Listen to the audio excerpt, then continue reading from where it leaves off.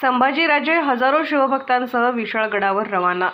करवीर निवासिनी अंबाबाईचे दर्शन घेऊन संभाजीराजे विशाळगडाकडे। आज विशाळगड संकटात आहे। पावनखिंडीतून संभाजीराजे विशाळगडाकडे जाणार।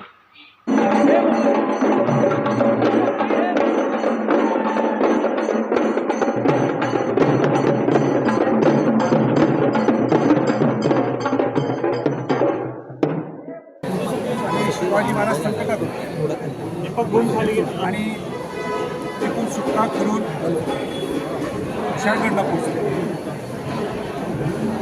आणि म्हणूनच पावनखिंड संग्रामदेव हा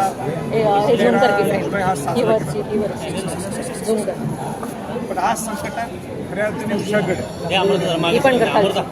विशाळगडावर ज्या किल्ल्यांनी शिवाजी महाराजांना संरक्षण केलं, ज्या विशाळगडाने स्वराज्याचं संरक्षण केलं, ज्या विशाळगडावर संभाजी महाराज असतील, राजाराम महाराज असतील, त्यांच्या संस्थेबाई महाराजांची राजधानी होती, अशा ठिकाणी ज्या पद्धतीने अतिक्रमण झालेलं आहे ते कोणी कबूल घेऊ शकत नाही। आणि हे औचित्य साधून आम्ही सर्व शुभभक्त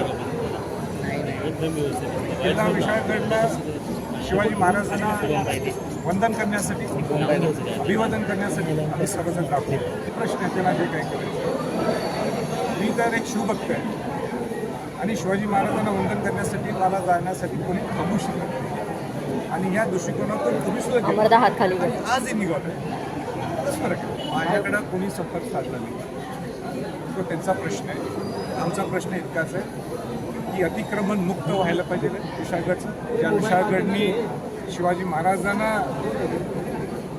संरक्षण दिलं आणि शिवाजी महाराजांना अभिवादन करण्यासाठी, वंदन करण्यासाठी आमची जाण्याची गुन्हा नोंद झाला तर मला अभिमान आहे।